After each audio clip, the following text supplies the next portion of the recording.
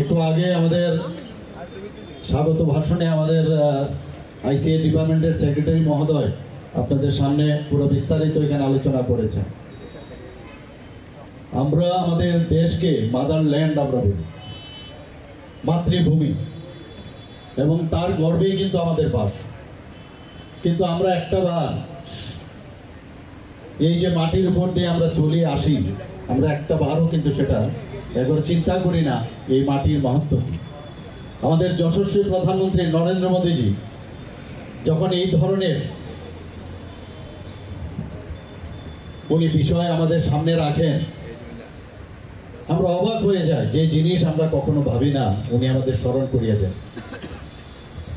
যে সমস্ত গ্রাম পঞ্চায়েত থেকে আরম্ভ করে, ভিসি থেকে আরম্ভ করে সেই মাটি নিয়ে ব্লক লেভেলে নিয়ে আসা, এবং ব্লক থেকে সাব ডিভিশন থেকে ডিস্ট্রিক্ট, এবং ডিস্ট্রিক্ট থেকে আজকের স্টেট লেভেলে নিয়ে আসা, এবং সেটা কর্তব্য পথে দিল্লিতে নিয়ে যাওয়া।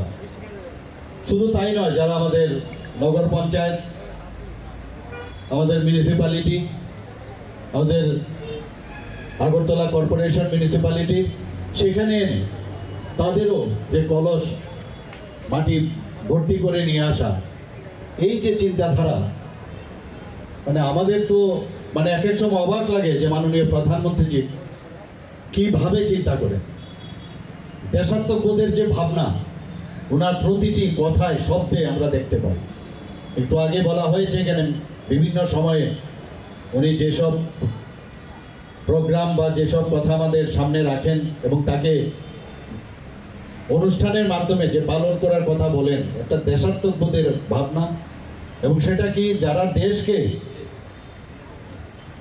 স্বাধীন করার জন্য যারা বলিদান হয়েছেন তাদেরকে স্মরণ করা। অদ্ভুত ওনার চিন্তাধারা, এবং সেই চিন্তাধারায় আমরাও সেইভাবে আমরা চলছি এখন। এবং একটা দেশাত্মবোধের ভাবনা, চিন্তা, চেতনা মননে স্মরণে আমরা সেটা কিন্তু